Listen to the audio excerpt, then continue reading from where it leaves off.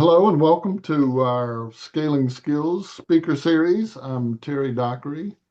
I have people call me Doc. I have a doctorate, which makes me Dr. Doc Dockery. Be aware that I'm recording this session and please mute yourself if you're not asking questions or talking with us so we can keep the background noise to a minimum. So we're in the middle of our high performance CEO and owner roundtable meeting. Fine group of leaders, and let me know if you want more information about that. I'm delighted to say that our speaker today is Charlie Shehan, who is a member of our roundtable. But in addition, he is running three different organizations right now and has a lot of operational expertise. So we thought we'd ask him to share some of that with us. So welcome, Charlie, and I am going to let you take it away. Thank you, Terry. Well, thank you for the introduction. As Terry mentioned, I'm currently working with two organizations, one being a family business, actually two of them being family businesses, and then I'm also working in the air cargo industry for one of the industry leaders for air cargo security. Um, from Raleigh, North Carolina area. Lived here about half of my life. We left early in my career for the military, came back, and we settled in here. But we work with people all over the United States, and even the company that I'm working with now,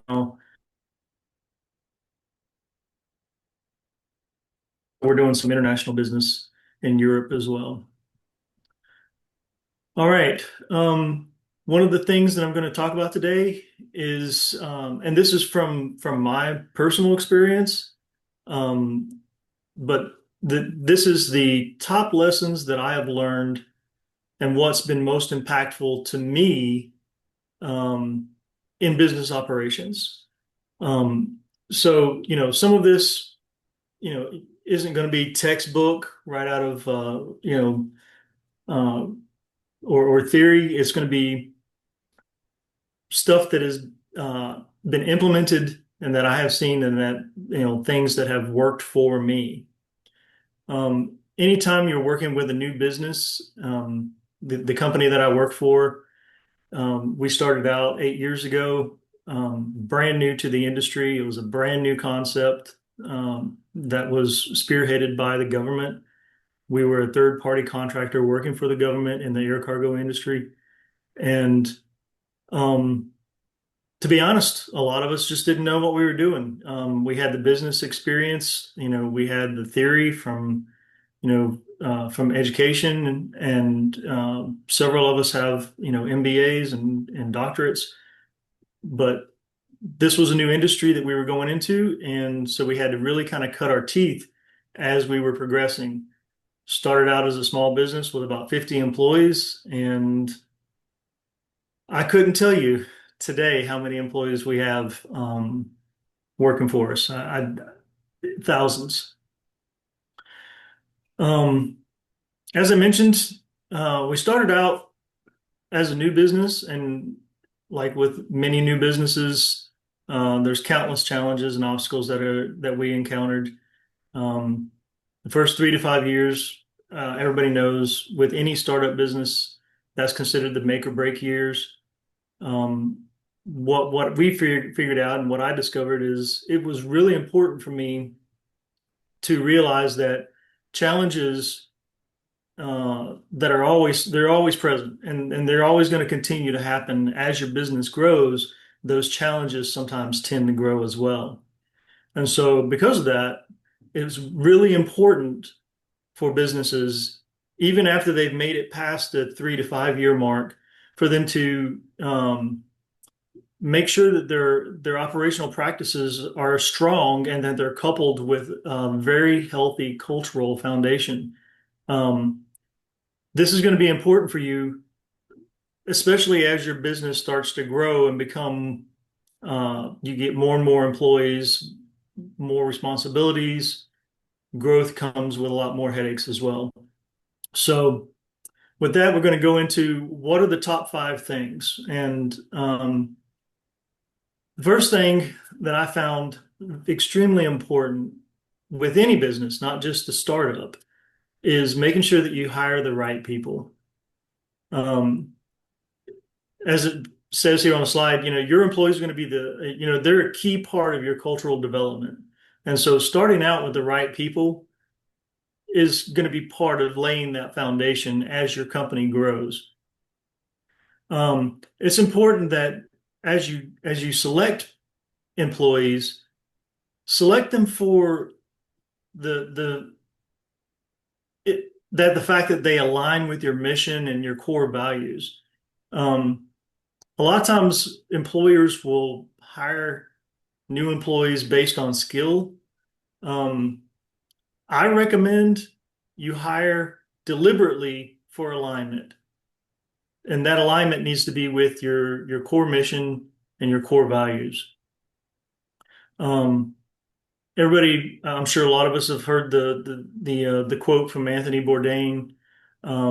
Skills are taught, but character, you either have it or you don't.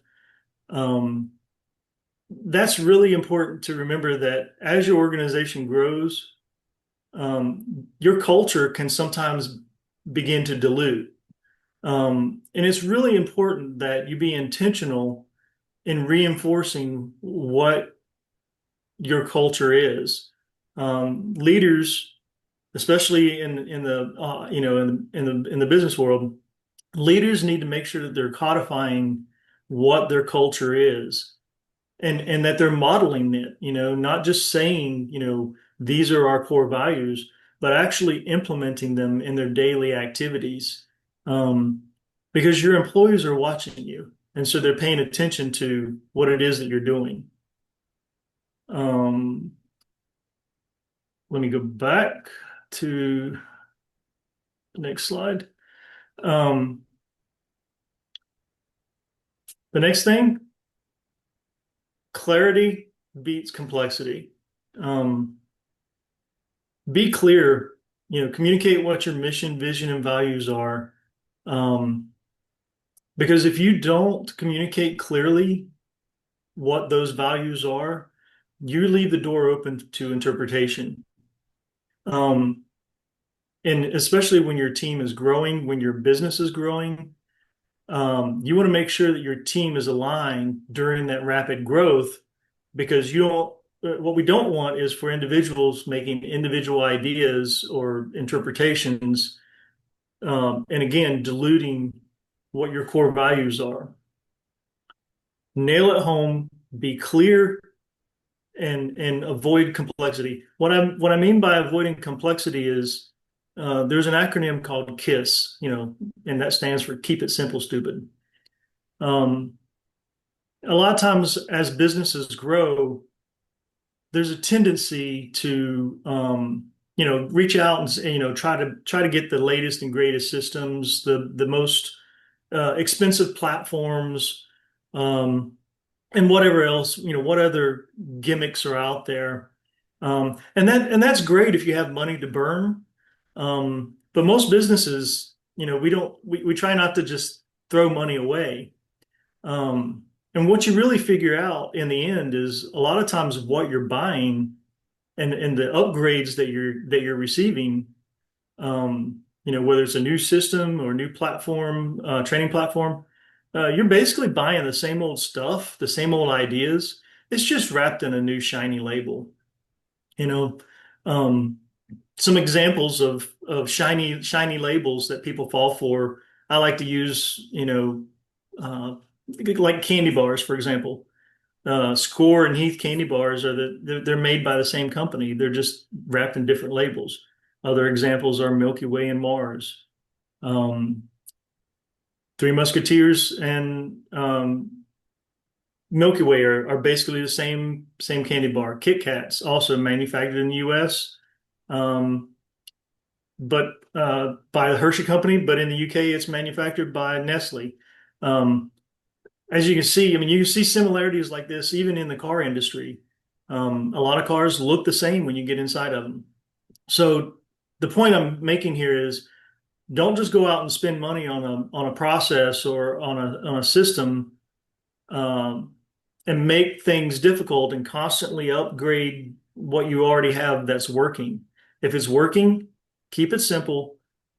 Make sure that your team knows what it is that they're using and let them grow as needed, but don't over complicate things. Keep it simple as you're growing so that your team can stay proficient. Now, on the flip side of that, it's also important that you upskill your team as your business grows. I said upskill, not upscale. And that's really important because as your business grows, what you don't want to do, and this is something that I've seen happen in other businesses, is they start out small, they've got a really good team that works together really well, and then as the business grows and the complexity grows and the issues and concerns happen, that small team, they're overwhelmed. They don't know what the next steps are. So it's important that you grow your team's skills before you need them. And this applies to not just your leadership, but to your teams as well. Um, Remember the old saying, what Marshall Goldsmith said, what got you here won't get you there. So it's really important that you be proactive in upskilling your leadership teams and investing in management training, leadership development, professional development courses. And even if it's something as simple as developing soft skills, like how to talk to people. There's a lot of good managers out there that they're really great at managing programs, but they really suck at dealing with people. And you have to have those soft skills. You have to be able to do both to be really good and effective. Another thing to look out for, and this kind of relates to the upskilling, is look out for be aware of, leadership bottlenecks. Um, this is where basically you have your leadership. This emerges when your leadership has problems from the top down. Like they're very slow to relay information or make decisions. It slows your team down and it slows their progress down because you're centralizing too many decisions and you're micromanaging at the top level. Again, something that I've seen firsthand where every decision that comes out of headquarters has to be implemented in the field. And that transition time from when they decide to the time that it has to happen, you have a very narrow window to operate in from the time that a decision needs to be made to the time that the decision is implemented. And when that whole decision-making process is being held up at the top, all of your employees that are out in the field are sitting there waiting every day for an answer that seems to never come. So it's important to make sure that your leadership knows how to delegate, that they know how to, uh, you know, build trust and teach your senior leaders how to delegate to their employees. This also allows your employees to, to grow as well, and become more effective at making decisions at the lowest levels.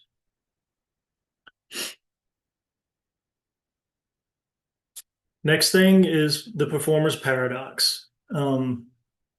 This is something that I am very intimately um, familiar with, and this is, basically what happens is, you get those that are really hard workers, great performers. They step up into a leadership or management position, and they begin overextending their their abilities, or their leadership resources are limited, so they don't know how to be effective leaders. Usually, these are your go-to guys and gals. They're the ones that succeed at just about anything that you put in front of them. But the thing that to remember about this is, um, those go-to guys, um, often what they see as opportunities and more responsibilities and challenges. They get more work. Well, eventually those go-to guys become the burnout guys or the resignation guys. And it's not because something changed within their work ethics or within the organization. It's just the fact that no matter how good you are, no matter how hard of a worker you are, eventually, if you don't take time to balance work life, you're going to burn out. Um, Things that I personally have experienced that helped me was encouraging delegation. Delegate smaller tasks to other employees. This also helps to empower those employees and helps get them into the decision making and taking on more additional tasks so that they can come to the next level. Um, Pushing down, uh, decision making to the lowest level. Again, building employees into supervisors. You're grooming your next succession process. So as you become promoted to the next level, you've already got a group of people that you've delegated down to. Um, and then something that employers can do that will help with this, performance paradox is try to put priority on quality of work over quantity of work. And I know sometimes that's hard to do depending on the industry. If your job is to make 1,000 widgets a day, um, obviously, you don't want someone microscoping each widget as it comes off the line. You want 1,000 widgets. But if it's one of those jobs, positions where, you want to provide the best quality to your customer, um, emphasize that. Make sure that your employees know that it's important for them to uh, put that priority on the quality of what they're providing to your customers versus getting a bunch of customers in, to make more money. A balancing act.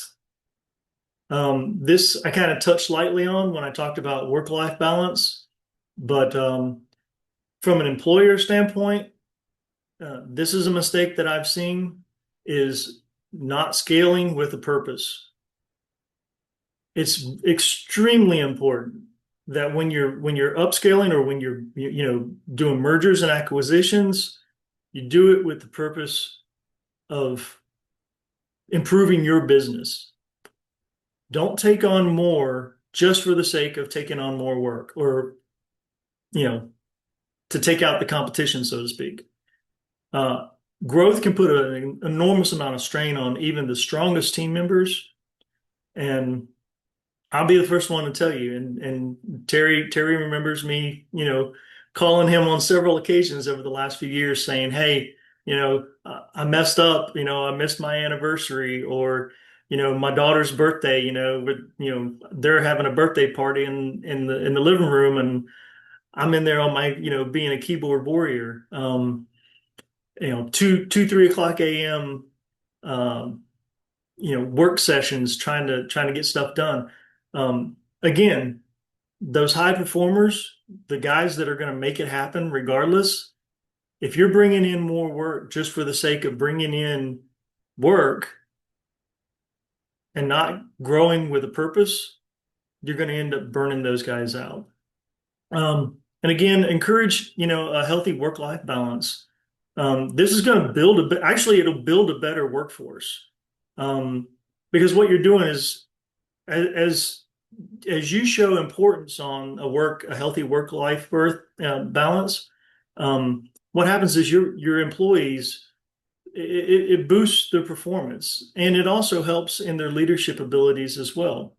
So it gives them the ability to shut off and relax and come back and work harder the next day. But in addition to that, treat your employees the same way you would your customers in a sense of getting feedback. I struggle with this in a sense that my employer that I work for often fails to ask for feedback from the employees. Customers, they can get feedback all day long, but when it comes to what the employees need, a lot of times that question is never asked. Um, Getting that internal feedback from your employees will help you understand what it is that they need. Because for lack of any other argument, you don't know what you don't know. And if your employees are suffering because they don't have the resources that they need, or they don't have the skill sets, or they don't have the experience, if you don't ask the question, sometimes they're not going to come to you and just volunteer information. So get that internal feedback loop going, and make sure that they understand that, asking questions and providing feedback, it doesn't come with retribution. Be fair with them and say, okay, give me your information. Let me know how we're doing as a company. Let me know what you need, and make it so that they don't fear coming to you when they have issues or when they have questions. All right. To summarize, I know I kind of went over a lot of information kind of really quick because of the timeline. Here's our final takeaways. Um, Start with the right people. Make sure that the people that you bring in, they fit your culture. Make sure that you reinforce that culture. Always choose clarity over complexity. Again, mission, vision, values, and keeping it simple. Upskill every opportunity that you get, um, and watch out for those leadership bottlenecks. Performance paradox. You got to watch out for that go-to guy and make sure that they're getting a good quality of life in addition to quality of workspace. And that kind of transitions to balancing act, where you want to make sure that you scale with purpose. You want to make sure that your employees have a really good work-life balance, and you want to ask for feedback to make sure that they're being heard on what it is that they need from you as an employer.